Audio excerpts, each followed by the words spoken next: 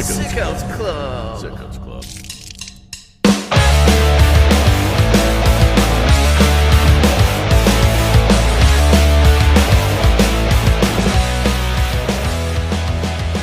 Hello, everybody. Welcome to The Hard Way. I am Brett Michelle, joined today by, as always, Blade Daly. Oh, you didn't call me a little pocket pal? Who sucks? And the toast of the third coast, Chadillac Margarita. It's me. Professor Degree. I've got COVID-19.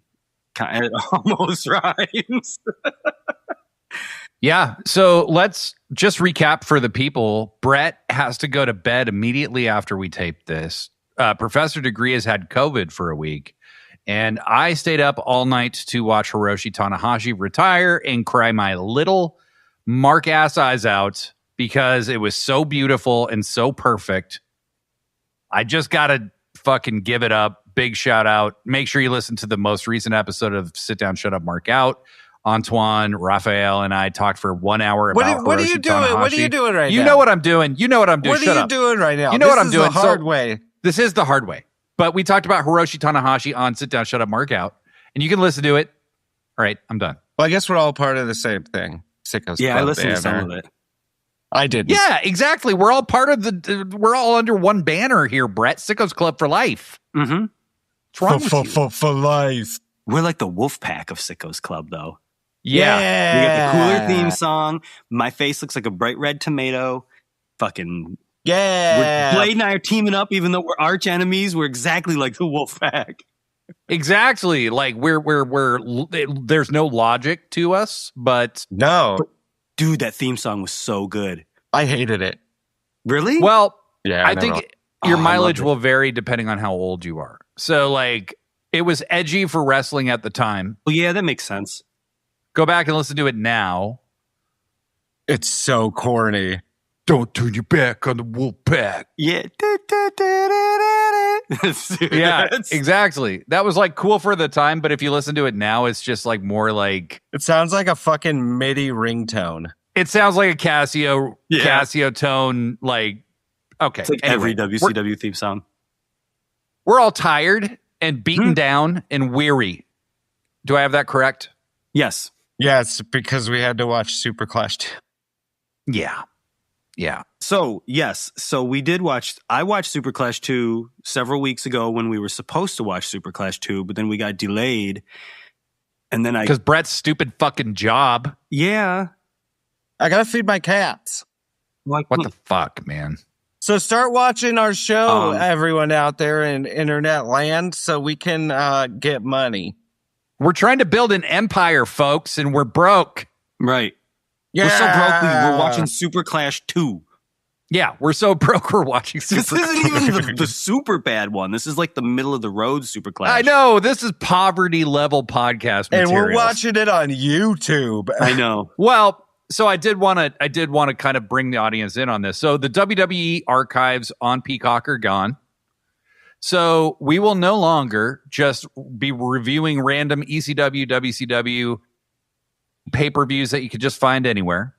What we're going to be doing is we are moving towards reviewing shows that you guys can watch in advance, that we can tell you about in advance. Yeah. So that you can watch them ahead of time and share your thoughts with us so that we can share your thoughts on the show. It's this little thing called the internet that makes everything super interactive. It's the World Wide Web. It's the democratization of voices. It's the information superhighway. It's brand new. That's what the kids call it. The World Wide Web. If you Yes. wait till the very end of this episode, we got a special surprise for you. We're going to tell you the show that we're watching next week. Whoa! That was my Casey Kasem voice. This week, Superclash 2 started with a lot of guys in the crowd that look like John Goodman. Right? That was like the whole fucking crowd.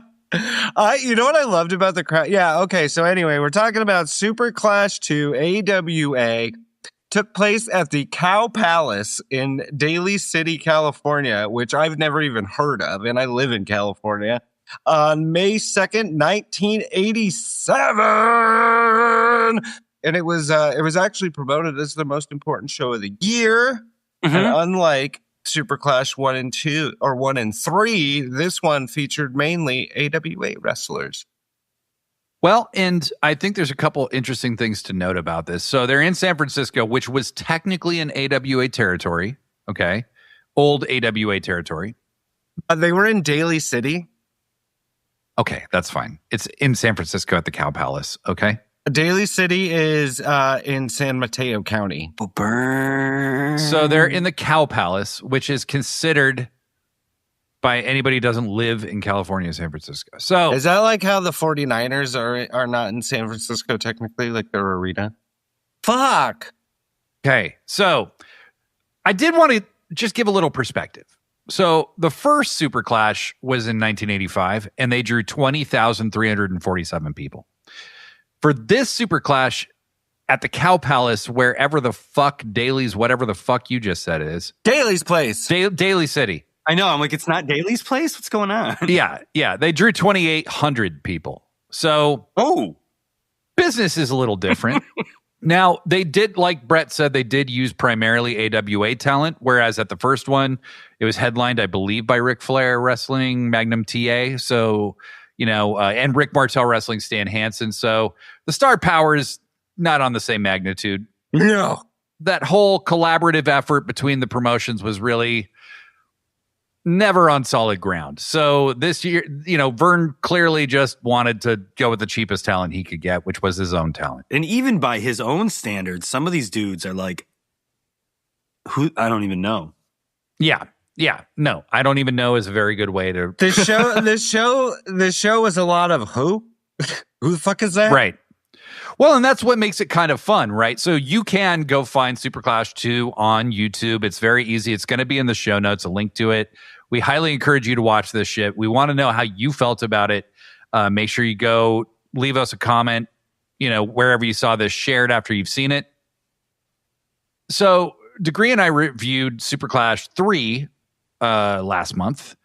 And that was the only AWA pay-per-view that was ever made. So this is not a pay-per-view. This is a super house show, and so it was used for clips, on television and stuff. And it feels that way because as I'm watching it, it feels like it's taped, like you're watching it after the fact. You know what I mean? It doesn't seem live. It already feels like it's edited. So I guess it was. Yeah. So this Degree, I just want to make sure you're aware this was taped in 1987. So yeah, well, it's no not, shit. It's not live. It's not right, live. Right. When you watch a pay-per-view and they say things like, "Hey, we're live," and then other things happen that let you know that it is happening it was happening at the moment that it was recorded. When you watch Superclash 2, they'll cut backstage immediately after a match and the guy's already showered. Like that kind of thing is what happened in this show. At the end. You know that if they say they're live, but the show was in 1987, that is also not live, right? Right, no, I just wanted to make sure you were aware. Yeah, Next thing. It felt like there was post-production on this. There's a lot of post-production. You have COVID. It's okay. I feel like you know what I'm talking about, but you're skirting around what I'm talking about. I'm being a condescending dick. You're being, yes. And you're picking on and I'm ill. Yeah, no, I'm loving this. You're weakened. I can just attack you and not suffer any consequences because you're not equipped to fight back. Brett's barely paying attention. This is great. Listen, as soon as I was like, oh, I'm gonna take a COVID test, and then I took a COVID test, and I was like, I'm gonna run to the grocery store really quick and get all the popsicles because I know I'm gonna have a sore throat. And I got to the grocery store. And I stood in the middle of the Walmart for probably 3 minutes wondering why the fuck I was at Walmart and how I had even gotten there. And it was like, oh, that's right. You have COVID. Anyway, so my brain was a little bit scattered. What kind of popsicles did you get?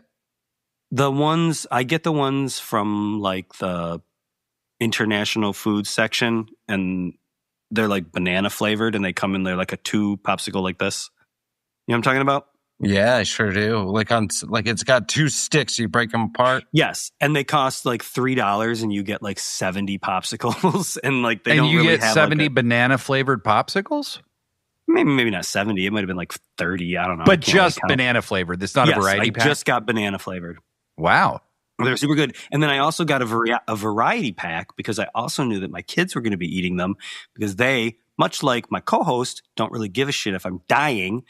Right. So I got a lot of extra ones. Anyway, you guys want to talk about this thing, or do you just want to make fun of me all day? I just had one more question. So I wasn't making fun of you. I know you weren't, because you're the gracious co-host. I was seriously inquiring as to your popsicle of choice. And you know, that's because you there's care. So many. There's Bomb Pops. There's Otter Pops. No, I don't know. That's about all I know about popsicles. Yeah, well, you care. I just wanted to ask Chadillac. What? Shut the fuck up. Did you need COVID to go buy popsicles for real?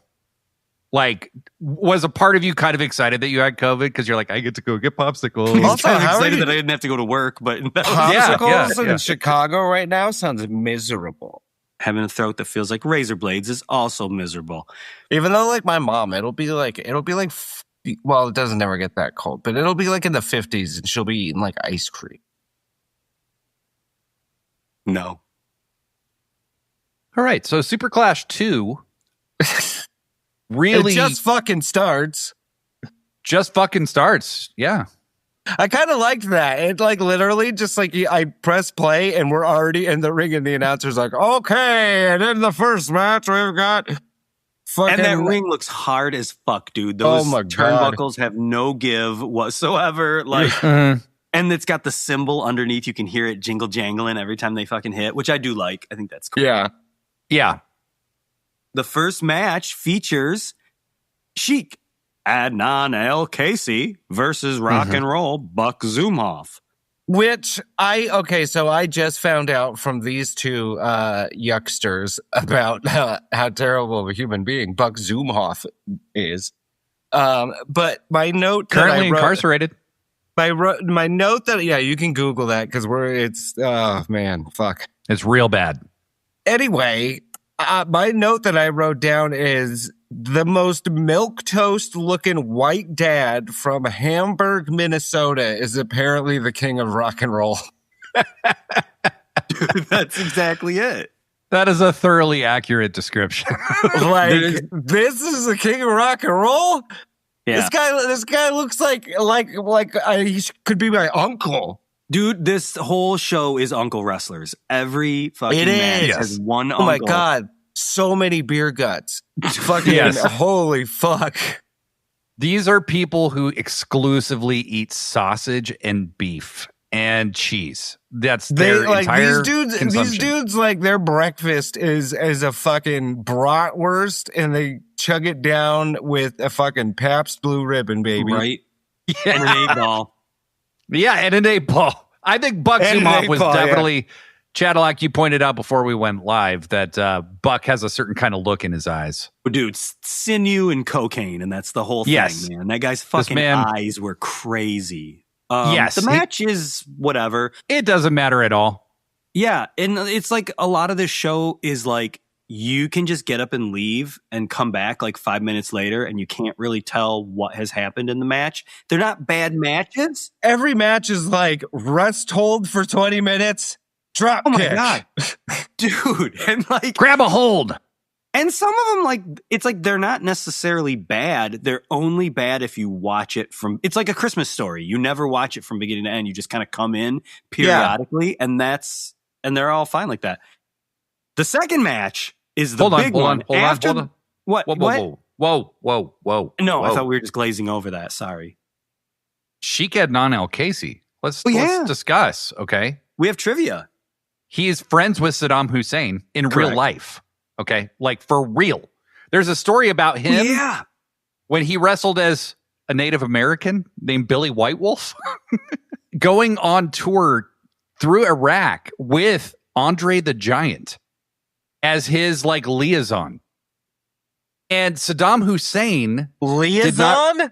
Yeah, he's like liaison. Sorry, whatever. Liaison? That sounds like let's not get stuck on liaison. The Amazon liaison. I feel like you guys are only doing this because I'm a dick to you. Wow, maybe. I don't know. Well, I mean, you try to be a dick to us, but, we don't take you very seriously. Yeah, I know. I mean, that's my anyway. Okay, Tell us about your good buddy Saddam Hussein. Yeah, so my good friend Saddam Hussein. Sheik's a freak. Yes, they were chanting "Sheik's a freak." Lots of great crowd chants in this show, by the way. You know what my favorite part of this crowd was? Is you could like the way the fucking arena mics were or whatever, they were so hot that you could just hear people in the crowd like, God, you fucking asshole. Yeah. It's like one voice could stand out so well. You piece of shit. Yeah. Oh my God. So Billy White Wolf, who had before been Sheik Adnan El-Kaisi and would later be Sheik Adnan El-Kaisi, then would become General Adnan, the manager of Sergeant Slaughter.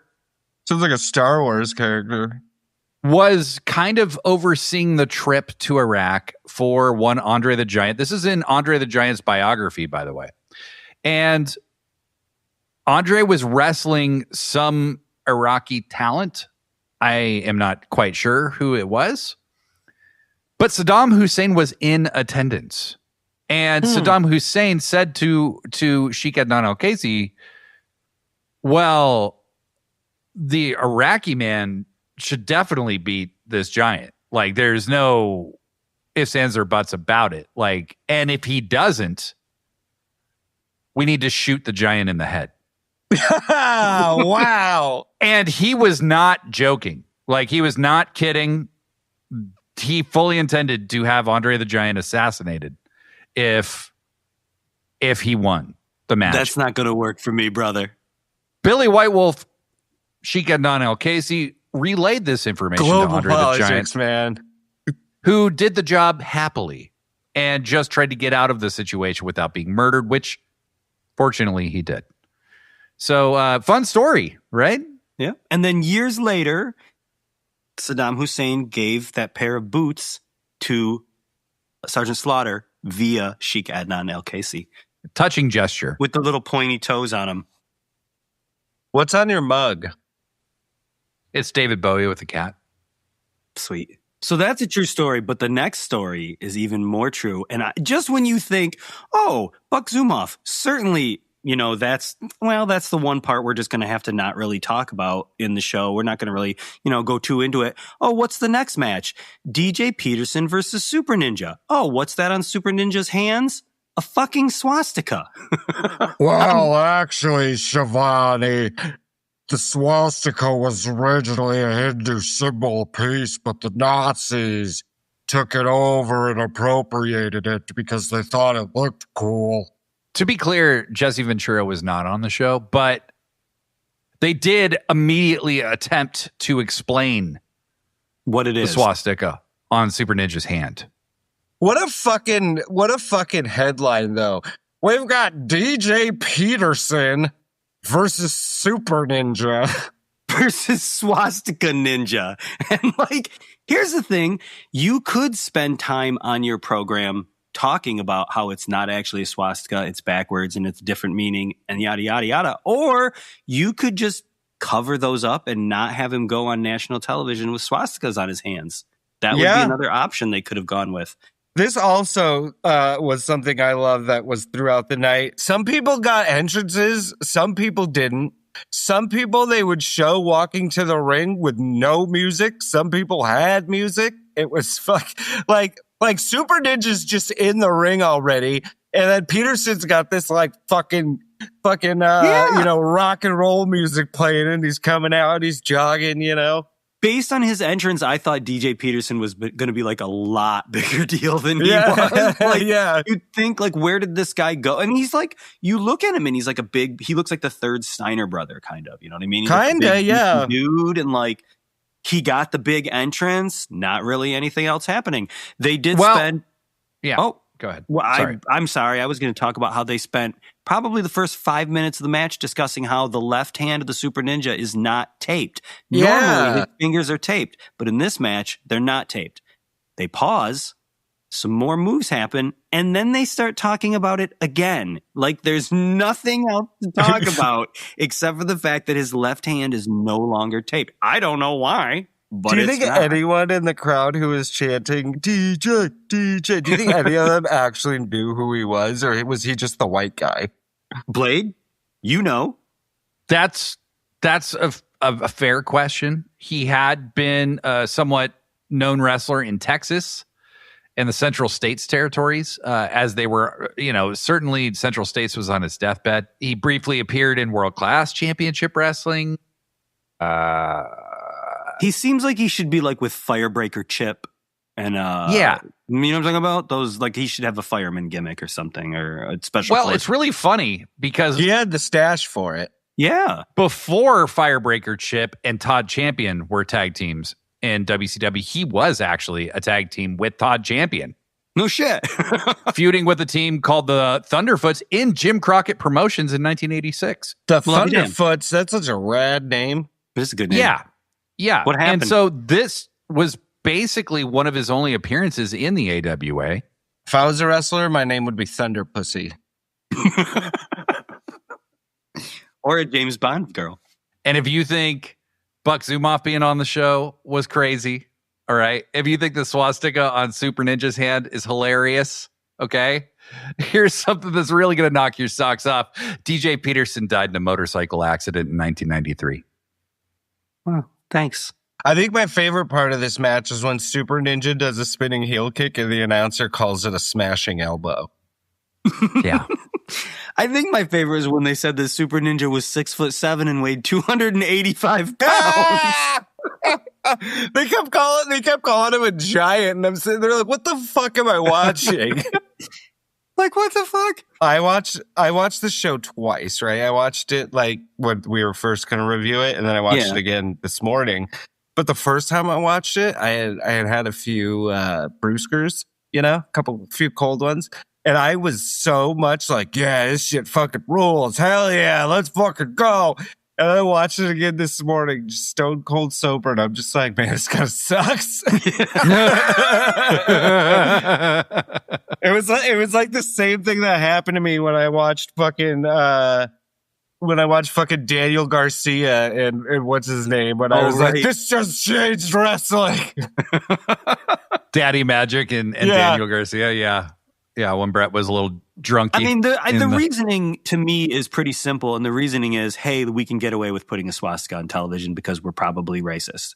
Like, not we, as in the show, but I mean the AWA. Like, realistically, it's pro wrestling. It's 1987. Buck Zumoff is on the fucking card. And I guarantee you there was a conversation where someone said, hey, maybe we should not put this swastika on TV. And then someone else said, hey, man, actually, you're the racist for saying that because it's a symbol of peace. So I guarantee Vern Gagne also has an amazing track record of being a racist. Oh, I wasn't even aware of that. Quite, I remember there was a time when he was a wrestler where he didn't want to wrestle an Asian opponent because he didn't want to get the diarrhea. Holy shit. Yeah, that actually did happen. Anyway, this match is a brief 15 minutes long and it's a draw. Mm-hmm. Very satisfying. It's a time limit draw. Yeah. Yeah. And just because we didn't even say it, Sheik Adnan Al-Casey defeated Rock and Roll Buck Zumoff. Well, yeah. Sheik Adnan Al-Casey at this time is probably a spry, 54, 56? Buck Zumoff's like whatever the fuck he was. He looks rough, man. They both look rough. But the third match on the card, Medusa Michelli and Sensational Sherry. Yes. Which was actually a pretty decent match, I think. I didn't dislike it. There was a lot of screaming. Scary Sherry kind of reminds me of Kyle Fletcher sometimes with how much she screams and makes noises. Like, he's always like, wah! That's the only thing. That was the only thing in my notes. There was actual heat for this match and the crowd cared. I think that made a big difference. The only thing that we've had so far as crowd participation is just jingoistic, overtly, anti-foreign, crowd chants and stuff. Now we're moving from racism into misogyny. Now we're just This moving into women's straight match. misogyny. So wrestling's really in its bag here. Mm-hmm. And basically, the match is a lot of screaming. Sherry Martel, as far as like being a worker and stuff like that, was, she could do some stuff. She was athletic, but it's a lot of screaming and she's entertaining though. She's not. I she's mean, it's not very just like, entertaining. yeah. And like, she's great. Medusa is more athletic. She is more of a wrestler's wrestler. I think this is before she had spent any significant time in Japan. I do have her book, and I do want to get through it at some point. But her arms are fucking massive, dude. They're defined. I hope that my arms can look like hers someday because they look great. Chances are very slight of that ever happening. But Lifting weights, I'm working on it, man. okay. Yeah, you keep telling yourself that, pal. But Sherry has a tag team that she kind of oversees, which is Doug Summers and Kevin Kelly at ringside. I think it's just Doug Summers maybe that's at ringside with her. But he tips the balance in Sherry's favor. Sherry, the heel, wins with some kind of chicanery over Medusa. She got a sneaky pin. Just a sneaky roll up, as my notes say. I don't know. I'm a little surprised, Chadillac, that you haven't brought up the announcer yet. Yeah. What's the dude's name? I don't remember. He's I got totally don't either, but I really liked him. He's amazing, and he goes into that whole thing where it sounds like he's doing his announcing after the fact, because everything is like, and Medusa brings it around the corner. What's she gonna do? He's got this very interesting, like He's like a Lance storyteller. Russell-ish. Yes. It's Rod Trongard. And nothing is like, it's not like, oh, and then he hits her with a, whatever, reverse DDT. It's like, and there it is, a reverse DDT. What's she gonna do? It's Medusa. And we go up and down. I love him, dude. He's so... It was so like old school wide world of sports. You know what I mean? I fucking love it. He's narrating something that happened 20, 30, 40 years ago, but he's actually there at the moment. It's so weird, but he's great. And is he going to hit him with the axe handle smash? He does. And he falls like a tree in the forest. Does he make a sound? Nobody knows. And he's always got those little, these little sayings like, who do you think is stronger? I'll tell you, and it's not Rick Steiner. And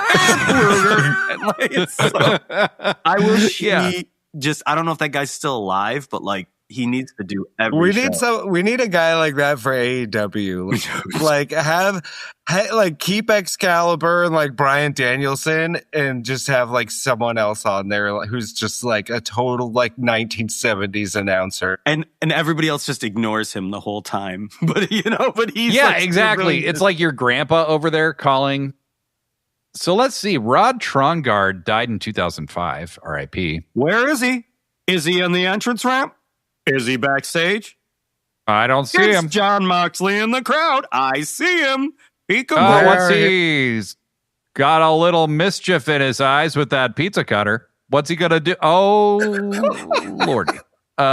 Is he gonna slice and dice? He is, ladies and gentlemen. The show is brought to you by Domino's. My God. And we want to give a special shout out. This episode is dedicated to the memory of Rodney Douglas Trongard. He was a Minneapolis-based sports broadcaster on both radio and television in the Minneapolis-St. Paul area for more than 50 years. He was born in 1933, died in 2005. In his early career, he worked for KXRA Alexandria, followed by positions at KSDN Aberdeen, South Dakota, and KDIO Ortonville. And he wears his sunglasses inside. He wears his sunglasses inside. He has a killer hair style. The hair is everything. Make sure you look at the cover of this episode, because Professor Degree so eloquently and beautifully made him the centerpiece. Aesthetically, he looked like Christian Bale in American Hustle. Yes, he did.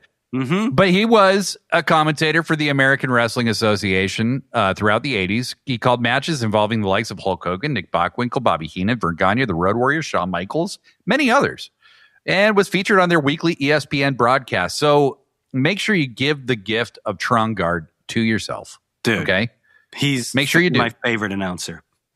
Anyway, well, Next So- up. Oh, Sherry what? Martel defeats Yeah. Medusa Miceli Best match of the night. so far, certainly. Yeah.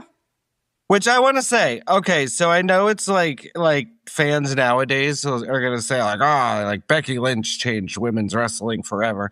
And like, well, it was great how she like helped, women's wrestling stop being just about like hair pulling and slapping and titties flying all over the place. Women used to fucking wrestle before Vince McMahon.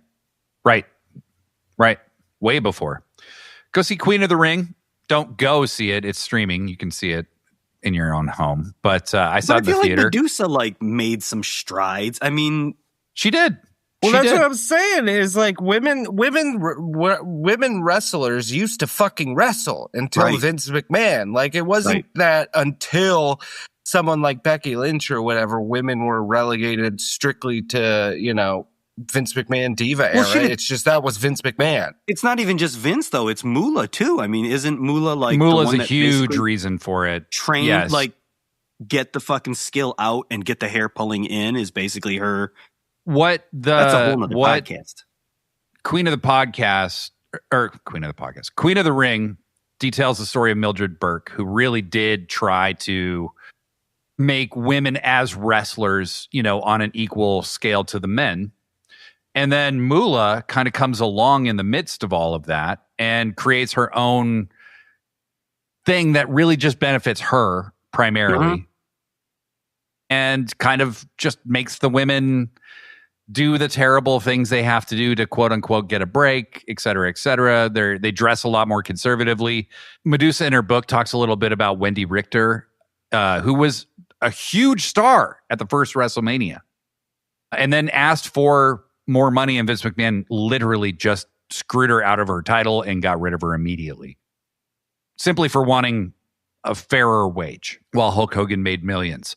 And she talks about Wendy Richter dressing like, she came from the Moolah school, and she dressed very conservatively, in these leotards that didn't show much. And Medusa was like, I want to be sexy. Like, fuck all that, Medusa also wrestled in Japan during the height of women's wrestling in the 90s too. So, she was very experienced with, some of the hardest hitters, some of the top talents that were in wrestling at that time, when it was taken very seriously over the in president Japan. of like the Monster Truck Society or whatever. Yeah, Really? Yeah. Yeah, Medusa's like whatever a badass. the Yeah. official Monster Truck like Association of America, whatever the fuck it's called. She was like, I think the first woman president. Yeah. When she She's couldn't wrestle awesome. anymore, she went into monster trucks, found her a man that she really, they shared a lot in common. And she's a legendary monster truck driver, just as she was a legendary wrestler. So my mom like worked in healthcare and stuff like my whole life, but I asked her a couple of years ago, like what did you want to be when you were a kid, And my like calm, docile mom just looks at me and she goes, I wanted to be a demolition driver. That's awesome. Nice. Right? It's cool as shit. Nice. Anyway. Next match.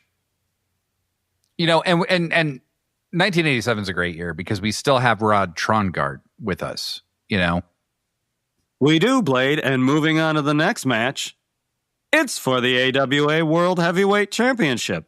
It's actually the main event of the night, right in the middle of the card. Yeah. And it is not Mr. Not Perfect Kurt Hennig versus Lloyd Bridges from the film Airplane, or My God. Nick Bockwinkel, Yes. who is like some weird evolution. Like it starts with like, I guess probably Gorgeous George. And then maybe like you have like the Nature Boy Buddy Rogers. And then the evolutionary tree splits. And on one hand, it's Ric Flair. And on the other side, it's Bockwinkel, who's like he's not that flashy, but he's like the suit and tie kind of guy. I don't know. He's like, there's something really cool and really boring about Nick Bockwinkel that He's I think is really distinctive cool. and he's a condescending dick. And so he uses huge Super words dick. in his interviews, and he basically talks over, the pro wrestling kind of dialogue level that most people are accustomed to. He's managed by Bobby Heenan. He's a tag team with Ray Stevens, for a long time, and they rise to prominence as a tag team. Then Bockwinkel branches out. His dad he's a second generation wrestler.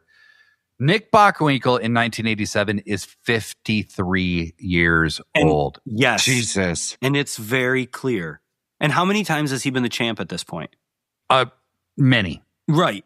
And the story seems to be, I'm the old guy and the young guy thinks that I'm going to show this young dog some tricks, right? That was literally the story Vern Gagne was telling with Nick Bockwinkel like a decade before. Right. And he was still telling it today. Right. I did love that, like, this had the added stipulation that Zbyszko gets the winner, and he's just out there full fucking tuxedo. Yep. Right. Way overdressed for this occasion. Yeah. And how old is Zbyszko at this point? Because like they all have these like weird, it's a lot of uncle wrestlers. Bockwinkel's another uncle and Zbyszko's another uncle where you can't tell, like, are you 35, 55, or like retired? It's weird. Yeah, Larry's like 36 here. Jesus Christ, dude. Well, it's that thing where it was like for some reason back in the day, people looked so much older for their age than they do now. Like you look at Arn Anderson when he was like 25 years old, and he looked like but that's 70. a rare. I mean, but that was like common. Like you look at old shows and old movies and stuff, and you find out what age you find out what age people were. You're like, holy fuck! Like, did they not like understand washing your face or like putting sunscreen on? I look at my older brothers and sisters' That's correct. From the 70s, and it's just like, holy shit! Like everybody was 30 in like their senior year. It's bizarre, right? Well, and so I think with this situation, Kurt Hennig is the young whippersnapper who's had a match with Bockwinkel about a year before on AWA television that was an hour draw that was considered one of the best matches of the 80s. Bockwinkel could still go for a guy who is 53 years old in 1987. Okay? I mean, like, I think that's fair. However, Nick Bockwinkel was no longer a heel. He had kind of turned towards the fans because he wanted to retire badly. He wanted to retire.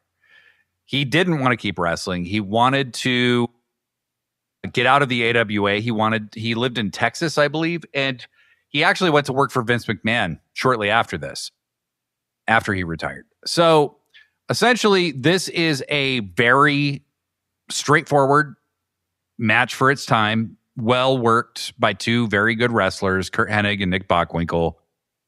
Competent, very competently worked. That's what I would call it. That's a good way to put it. It's not exciting at all. It's boring. It's neat mostly to see Mr. Perfect like almost do Mr. Perfect things. Like Kurt Hennig, like it's like he's doing the same moves, but he's not putting any personality into them or any style at all. His technique is great, but it's just like there's just nothing to it. Even if he's supposed to be the bad guy, it's even worse then because there's just no personality. Well, and he's really not supposed to be the bad guy. He's more supposed to be the no-nonsense babyface who's just tired of getting passed over and he wants to take his opportunity. But you got Larry Zbyszko down at ringside. They're having a back-and-forth match. The ref gets distracted. Larry Zbyszko looks like he's going over to talk to Kurt Hennig about something. And Kurt Hennig gets up, punches Nick Bockwinkel in the face. Bockwinkel falls down, stone cold dead out of it. And Kurt Hennig covers him and just pins him after a simple punch, which, you see all the time in wrestling. And the announcers are kind of floored. They're, I don't know what happened there right after Larry was having a word with Kurt Hennig. And next thing you know, there's a roll of quarters everywhere in the ring. And he is out of it. And Ray Stevens, who also has turned to the light, runs down to vigorously dispute this decision. And his hair moves as one solid piece. How much fucking hairspray? Like, oh my God, it's crazy.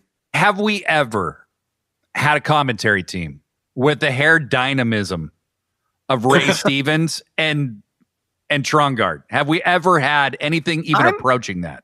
I am floored by the pop that Ray Stevens gets. He has a match later on too, and it's like to look at the guy, he's the most uncle of all the uncles. And it's like, how did he, I mean, he must have been from that area, I'm guessing. Like, he gets the biggest pop of the whole night.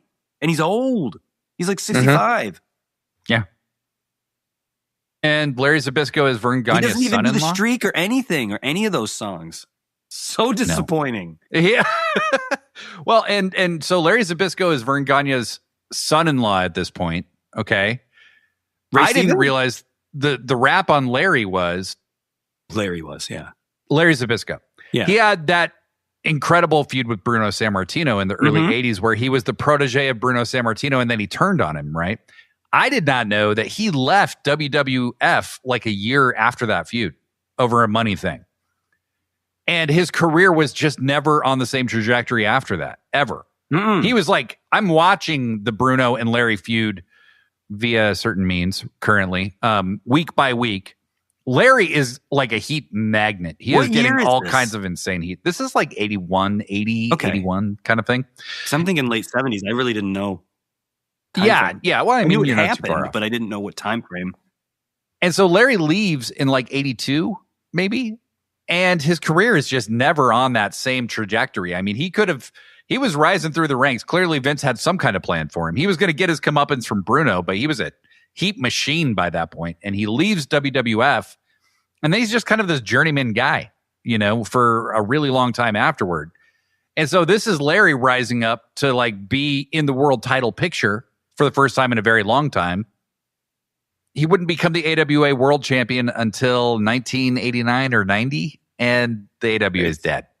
Even by in that this, point. he seems like the only Larry Zbyszko that I remember is like the Dangerous Alliance era Larry Zbyszko. Right, which was and post he all of seemed this, yeah.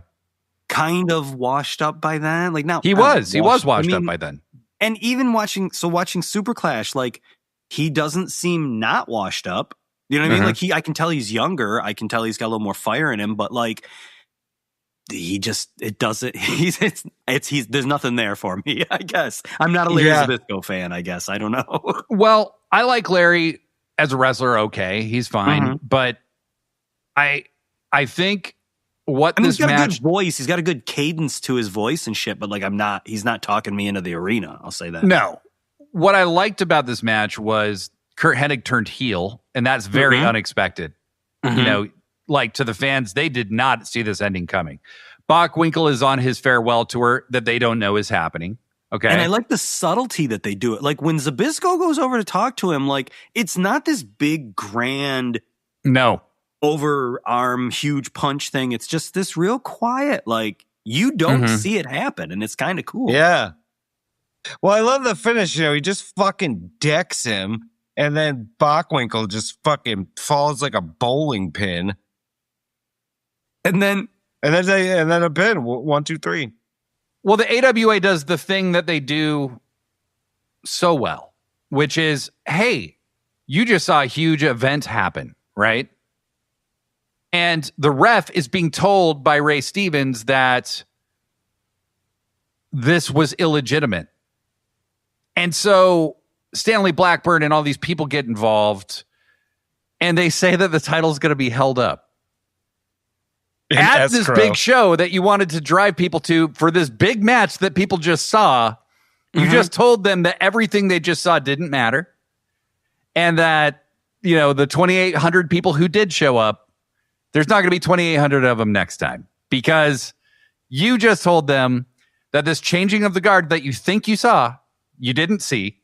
And later the next week on AWA television, they uphold the decision after all. What was the fucking point of any of this? Yeah. And Kurt Hennig does become the AWA champion. To put the belt in escrow, which is the coolest term ever. Yes. So this is back in the day of protecting the business. They're trying to think of the most realistic thing they can think of. And it's to put the belt in escrow. It will be held in escrow until a decision is made. We're going to hold it up in escrow until we watch the tape. It won't take no more than 2-3 days, and we're going to watch that tape. So good. These guys are not rehearsing. I mean, I love Sorry, that was the thing that got me. Is it really felt like this was like when you watch this stuff happen in wrestling now, like a lot of the times it does feel scripted. You know what I mean? This just felt real. Yes. This felt like, because there's not like the announcers are kind of like quiet and you're just watching people in the ring yelling at each other, but you really don't know what anyone's saying. You know what I mean? And when Bockwinkel comes in and he gives he goes off on the fucking announcer and he's like, "Now they tell me that he comes in here. I don't see it, but I just go down on my ass and I wake up and there's a bunch of quarters. Now what do you think?" And he's getting fucking like, he seems legitimately pissed off. And Bockwinkel and Hennig are pissed at each other. Like they're like legit mad. And as the audience, you haven't actually really seen Hennig. You see the quarters on the ground. But you didn't know that Hennig had anything in his hand. You didn't really see him put anything away. And this is where I will... Go ahead. I'm sorry, Blake. And so it was both great and terrible at the same time. Yeah. You know what I mean? It was a great finish and a terrible finish. They get Zbyszko. Zbyszko's like, what do you mean? Like, he tells me to pull out my pockets and I had some loose dimes in there, Like, well, who cares? What does that mean? I thought Larry was great, honestly. I thought he was great here. They talk to Hennig, and Hennig goes, "Larry Zbyszko had absolutely nothing to do with this match." And then 1 second later, Larry busts on screen. He's like, "Hey!" Yeah, totally. They're like, don't leave Kurt alone with a promo. It's that shit, though, where, like, I think sometimes when you fuck up, it adds to the realism. Like, I don't need the most perfect, eloquently, most beautiful, scripted promo. You come out there with that fire, man, and that shit was good. Like, yeah. It was these were guys who were used to shooting from the hip. And I think, you know what my favorite thing is with vintage wrestling is watching guys protect the business, because it's so hilarious to me to watch in retrospect, because there is no way anybody believes this is real. Zero. Like, they are the most entertaining part of it because they are protecting the business for themselves. I think for their own peace of mind. Yeah. Because when you watch Harley Race wrestle, it's cartoonish. Like, King of Humpty that is Dumpty not how style. Violence in real world works at all. And that's not to say Harley wasn't tough. He was tough as fuck, but the way he bumps, the way he does all the stuff, it's just entertainment. It's very entertaining. I love Harley, Nick Bockwinkel, when he goes down after being hit by this shit, that is not how people collapse. They don't fall straight back with their arms wide out. You know what I mean? Like, when you get knocked out with a roll of quarters, that would have broken his teeth, broken his jaw. Yeah. But he goes down like a bag of shit, but it's like a Looney Tunes thing. You know what I mean? It is, dude. King of Humpty Dumpty style, man. But I've seen a few fights, and I've never seen anybody wind their arm up like Bugs Bunny to add more. Yeah. But it's like, but they spend so much time wrapping themselves and tying themselves in knots trying to protect the business. And it's like, dude. Right. And that's where the escrow thing is just hilarious to me, because it's just like they are trying to make this sound legit in any way they can think. But, and all they're doing is driving people away. They're like, you could have just let the decision stand, and that would have been so much more powerful. You know what I mean? Nick Bockwinkel can still cut the same promo. Everybody can still cut the same promos. You just don't have the fans in attendance going, "What the fuck did I buy a ticket for?" Like, you know what I mean? Yep. So, there we go. And we still got a few more matches to go. We got 3 more matches. Next up, after the main event, the Midnight Rockers, Ray Stevens versus... Yep. So this is where you have Sherry Martel's team, right? Buddy Wolf, Doug Summers, and Mr. Magnificent Kevin Kelly. Not the announcer Kevin Kelly, and not I Mr. thought Wonderful that the Paul whole Orndorff. time. I know. You know what else I kept thinking this whole match was both teams had guys in matching gear and then just a random blonde fucking 70-year-old with a beer gut and black trunks. Dude, just knob knees. That was the best part, is seeing the Midnight Rockers teamed with Ray Stevens, who is like this pot-bellied.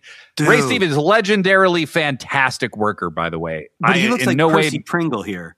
Yeah. Yes, he looks like dried shit that has been on the sidewalk for like 37 years. Okay, like he's old, he's way past it. Like, why That would hair you put? was killing me, dude. And the Midnight Rockers had legitimate juice. Like, they were probably the most popular thing the AWA had at the time. Little pudgy baby face Shawn Michaels with little. Yeah. How weird was it to see Shawn Michaels kind of bumbling around like he doesn't know what the fuck he's doing? Right. I mean, he's green. He's looking for someone to guide him. And it's Jannetty. Jannetty's like the fucking man. Yeah, Jannetty was the better hand at that point. And holy cow, that's surprising. I mean, cool. yeah, it's interesting. You could still see there was still so many bits of it where it was like you could see the instincts in Shawn already. Like in certain instances, it was certainly. Like he knew exactly where to be in certain moments, or how to sell a certain moment. You could already see that kind of like starting to hit him. You know what I mean? But it is fascinating to see him not be almost perfect. You know what I mean? Like Shawn becomes so good from here that it's like. Well, how long have you been wrestling at this point? Not long. Just a few years. Not long. Him and Jannetty had only been a team for a year, maybe. Long enough to win the titles. Yeah. And Jannetty had a few years on Shawn as far as experience goes. I think Jannetty and Shawn maybe both got started in Central States. So I think that's kind of where they were drawing from. So yeah, and Ray Stevens had been a big draw in San Francisco, the San Francisco territory, Roy Shire, with Pat Patterson a decade before this. So I assume that's why they put him with them, is to like give them the rub in some way. And boy, did they ever. Dude, the crowd was into that dude. Yeah. Yeah. And also, how weird is it to see a guy who's been on commentary the entire show all of a sudden be in the ring? Like, that's... So anyway, Degree, you brought up a great point. Kevin Kelly is not the announcer Kevin Kelly, nor is he Mr. Wonderful Paul Orndorff, but he is Mr. Wonderful Kevin Kelly. No, he's Mr. Magnificent.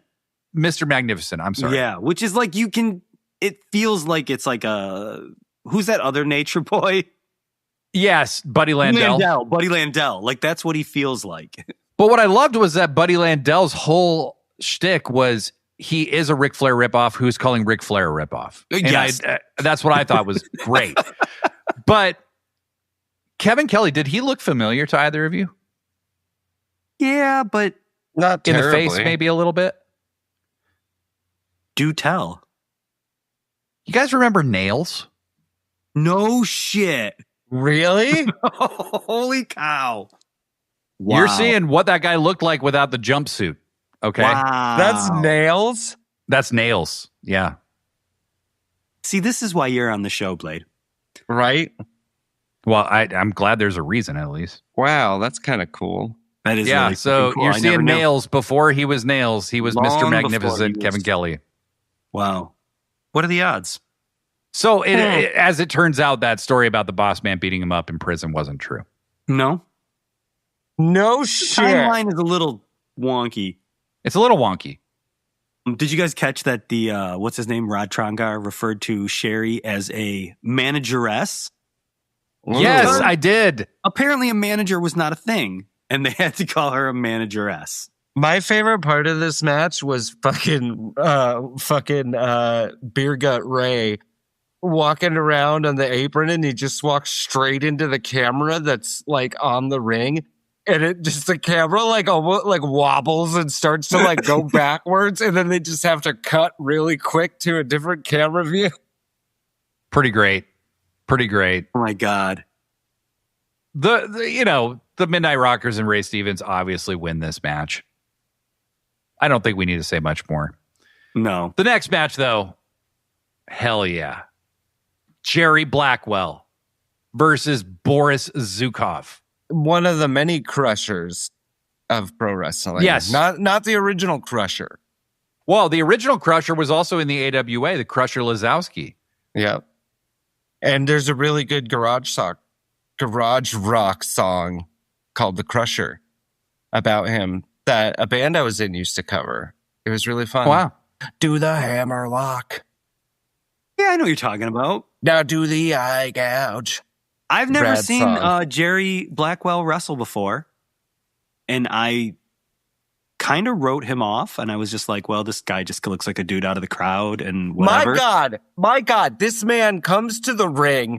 He's just He looks barely awake. He's a gargantuan of a man. And he's got just like, he looks, you know what he looks like? He looks like a fucking internet neckbeard who just sits on the internet all day arguing with fucking dorks about politics. I was going to say he looks like a podcaster. Yeah. But he's got just a fucking dirty black hoodie on, and he just walks to the ring, no music, just fucking. He doesn't look like he wants to be there, but like once it starts going and he kind of comes alive and starts showing a little personality, I was like, I kind of dig this dude. He's an okay worker for a guy his size. He is massive. I mean, this guy is known for his feats of strength. Okay, Jerry Blackwell. He did a World's Strongest Man. Yes. And he retired just a few years after this. He didn't have a super long career, and he died by 1995. Shockingly, he suffered from diabetes, gangrene, 45 years old. 45 years old. So, yeah, he just, and not to blame him for his death or anything, but, he's just a very large man. Your body cannot sustain that kind of thing for a long time. So he was in an auto accident and then died. He was in an auto accident in December of 94, died in January of 95 at the age of 45 due to complications from those injuries. However, Boris Zukov, future partner of Nikolai Volkov in the Bolsheviks, who a lot of people may remember from WrestleMania 6 for losing to the Hart Foundation in approximately 14 seconds. Right. Boris Zukov was actually a dude named Jim Nelson who had wrestled as Private Jim Nelson in the NWA just a mere 4 or 5 years before this. I did like his little hair patch. What was that supposed to be? Like Yul Brenner or something? And this match goes, I believe it's about 10 minutes, and it really didn't need to. No. Jerry Blackwell he's got a lot of charisma, and I think that does come through, like you were saying, Degree. Surprisingly so. Yeah. Because it's like Jerry Blackwell kind of sums up the whole AWA, where it's like you would see bigger guys like Bam Bam Bigelow. And Bigelow would do these amazing things, and you'd go, holy shit, I didn't think a guy that big could do that. And then you see Blackwell, and it's like, well, he can do it too, but not maybe he could just not put that sweatshirt on. He could just kind of wash his hair, maybe. It's like if the WWF was the top, you can see where the AWA is like the C level or the D level. Yeah. It's just not quite. We don't have Mr. Wonderful, but we got Mr. Magnificent. Right. They're starting to seem definitely like a C-tier wrestling promotion in the late 80s. Now, having said that beer gut... It was the 2025 TNA of its time. Kind of. Sure. Having that beer gut bratwurst guy was a big feature of the AWA in their early years, and it was enormously popular. There is a lot of debate that the AWA at various points in the 60s, 70s, and early 80s was on par with New York. They were far bigger than a lot of NWA territories at that time. Certainly a rival of the Crockett's, certainly a rival of some of these larger territories. Yeah. They lasted as long as they did. They had to have something, obviously. Yeah. They were in business for almost 40 years, so or about 40 years. So they did a lot right in that time. But by the time we started reviewing it, they were on the downhill slope. Unfortunately, a lot of that footage from their big events from the 70s and 60s and stuff just isn't around. So it's not around to watch. The same thing's true of WWF. There's no footage that I've ever seen of Bruno Sammartino winning the WWF World Title from Buddy Rogers, in 1963. You can't find it. I don't think it exists. But anyway, he beats Boris Zukov by pinfall by a fucking clothesline in 10 minutes. That's about what happens in this match. That's how most of these matches end. Is just fucking a random You know what's crazy is I've been watching some 70s wrestling lately, and like the equivalent of the DDT in the 80s, which, by the way, shout out to Eddie Kingston for bringing a simple ass DDT back as a finisher. I'm loving that. Kind of Raven style, like, the Raven effect, the even flow DDT. So what I am noticing in the 70s stuff that I'm watching is tons of people.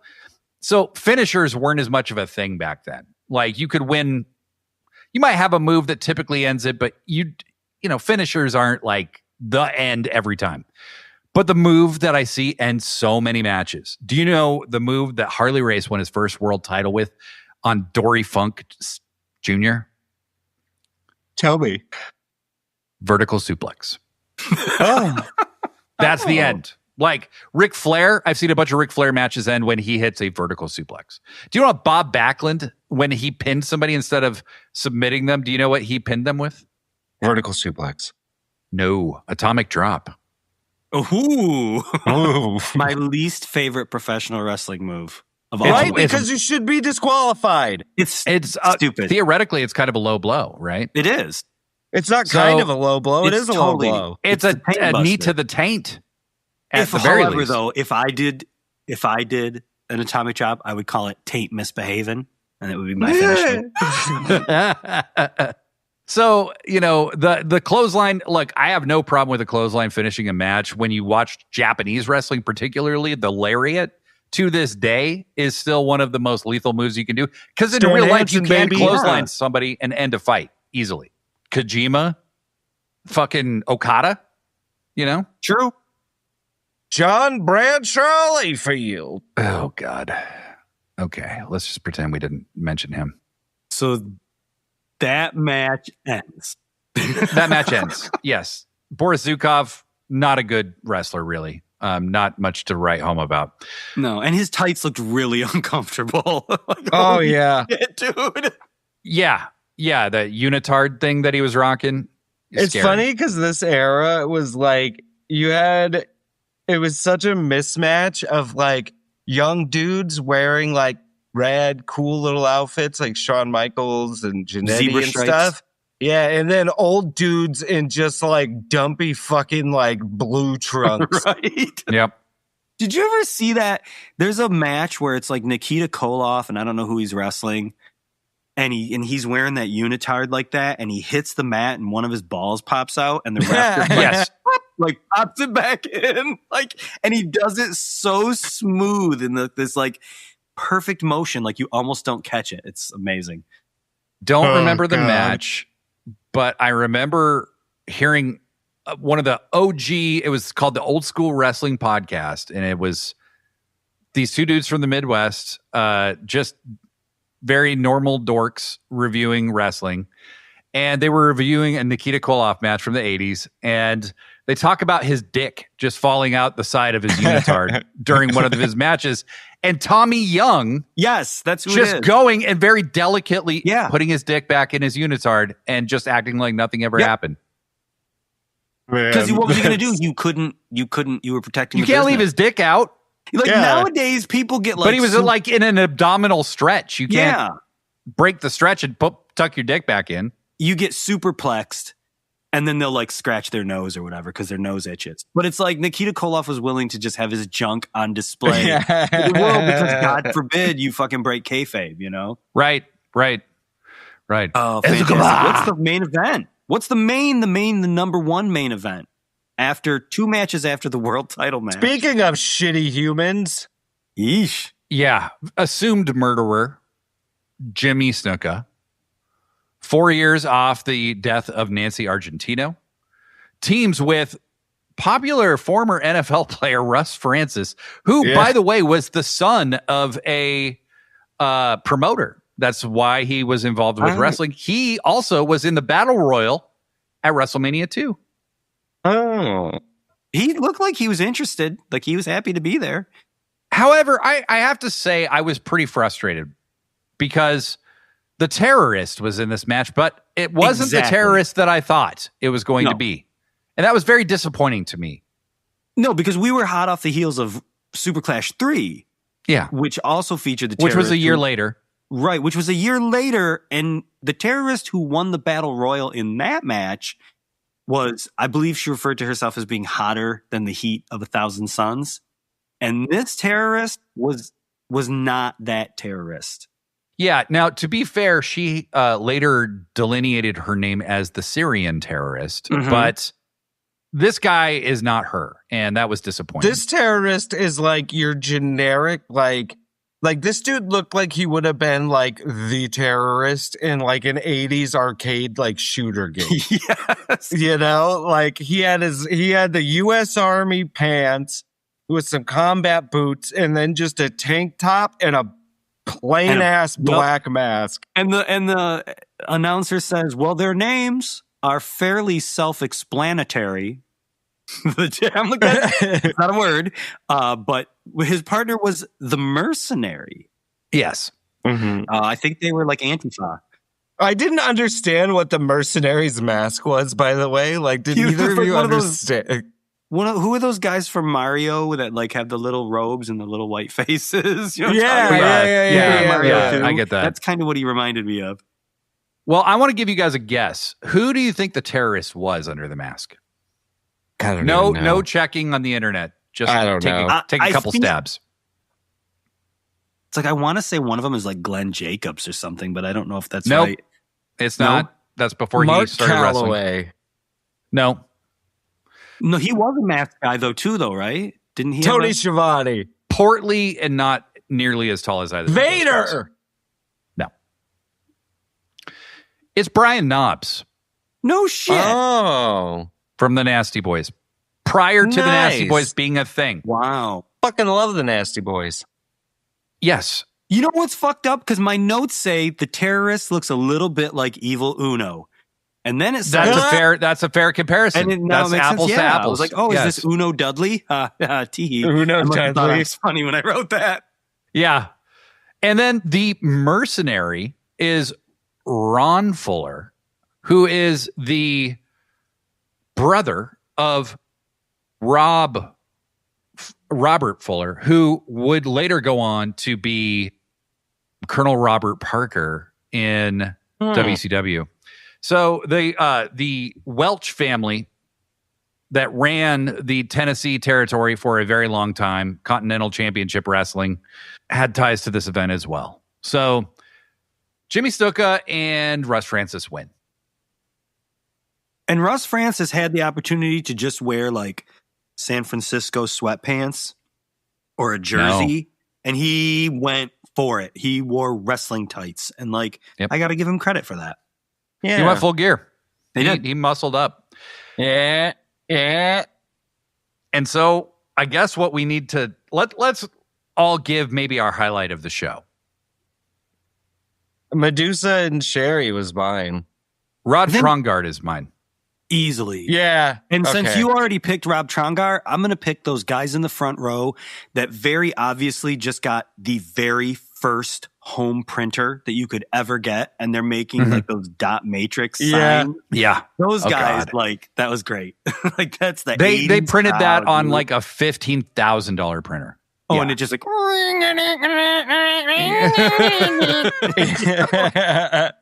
At their job at IBM. Despite our review, I would say if you just want something on in the background while you're doing something else, this is great. Perfect. It was fun. Like there wasn't much notable. Like it was hard for me to pick out stuff to really talk about, but it was fun. Like I enjoyed watching it. Yeah. The matches are really nondescript. Nothing really big happens except in the Hennig Bockwinkel match, and you can literally just watch the last 5 minutes of the match. But what I would say, and Degree, we talked about this when we did Superclash 3. Mm-hmm. Shows like Stranger Things very inaccurately depict the 80s. That is through a very stylized lens. That is through a very, like, you are ignoring so many things to portray the 80s. It's the hazy memory lens, the rose-colored Yes, exactly. Exactly. And that's all it's trying to be. I'm not saying they're misrepresenting it, but like it's just through that, nostalgic view of the 80s. This is the 80s. This show. Well, it's kind of that thing. I notice it nowadays, you know, like when you've got like, because nowadays with the internet and like people being able to see like different fashion and all that stuff, it's when you have people who like they adopt like the styles of like a past generation or whatever.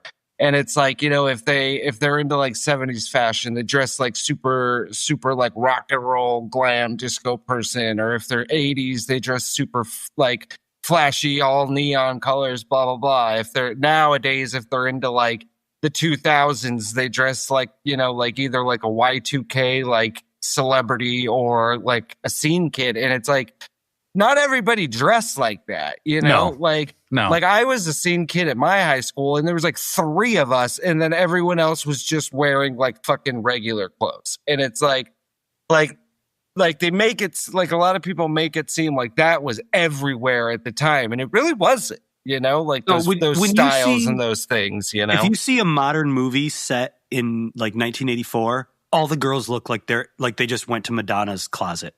And it's like, dude, nobody fucking dressed like that. Like, there was one person, and it was Madonna, you know? But yeah, this is real people. This is real people from the 80s. And what tends to like happen with culture over time is that what ended up transcending its own era becomes the thing that everybody thinks of as that era. And oftentimes, those things were not very popular in their own time. And so... You know, like like we talk, you know, like the way wood paneling represents the 80s so much.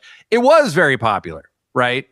But it's not like everywhere you went was just wood paneled Suburbans. Well, that's something I love about AEW is even their other than the Outrunners, like, you know, even their throwback like wrestler characters and stuff like feel grounded in reality. Like when you think of FTR, like to me, they have that like 80s kind of vibe, but they don't look like they're straight out of the 80s. They just look like fucking dudes, you know? Right on. Even like a Mike Bailey guy. Yeah. In a different company would be that 80s guy. And here he's just kind of like maybe he was in the background of Breaking 2, but I'm not sure, you know? To me, he reminds me of like a Saturday morning like Power Rangers type thing. You know what I mean? Or like Karate Kid. Like I get the Karate Kid vibe from Speedball, and I get the Power Rangers vibe from Speedball, and he knows all of that. And so when he does the crane kick, like in a match, exactly, he's playing into what he knows he's giving you, right? But he never fully comes out and like. You don't That's ever not see his him entire character, man, or shit like that. Like it's right. He toes that line so well. He does. Chadillac, do you want to tell everybody what we're watching next week? I do want to tell you what we're watching next week. I wrote it down. Next week, and you can find this on YouTube. Also, fans out there, I want you to know that when Chadillac says he wrote it down, like he actually wrote down, like with a pen and paper, old school style. And not just like typed it on his phone. One thing I love about Professor Degree is that this man always just has a notebook that is just full of like blue or black ink writing. I'm very analog. I actually when I was like, hey guys, how about if I start, planning ahead, whatever. And I said to my wife, I'm like, do you still have that planner that I stole from work? And she's like, yeah, I do. I'm not using it. And that is what I wrote. Like I circled fucking Sundays and like wrote down. So yeah, when I say I wrote it down, I really did write it down. This was the second year in our Discord that happened during the C2. And both years, Chadillac, after each night, would send us a screenshot of like college ruled paper with all of the points written out in like pencil. I put it. I would post it on love Blue it Sky so much. And fucking F&A Casey gets or the mythical Cliff Torres, I believe is known as. Yeah. Gets so pissed at me because one of them would be like, "Oh, Cassidy," and then like the other one would say like John M or something. And like, you can't do that. You can't do it. Anyway, according to my notes, next week, we're going to be covering Live at the Omni in Atlanta, February 26, 1984, which I think is just a house show that they just set up a camera and taped it. So if you... It's a vault show. It's on the WWE Vault on YouTube. On YouTube, yeah. So Live at the Omni in Atlanta. I don't know if there's another Omni somewhere else out there. February 26, 1984 is the date. That's what we will be reviewing next week.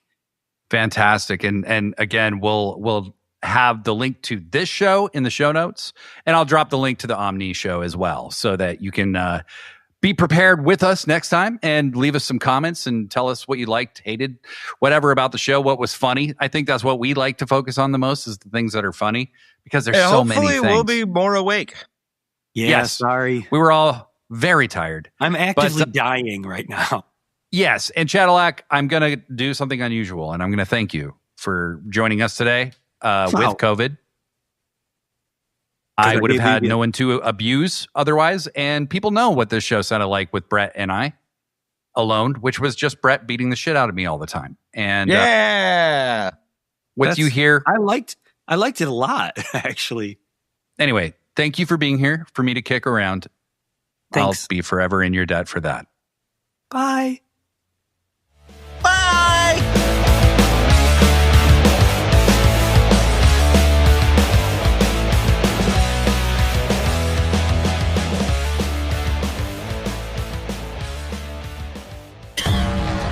Sickos Club.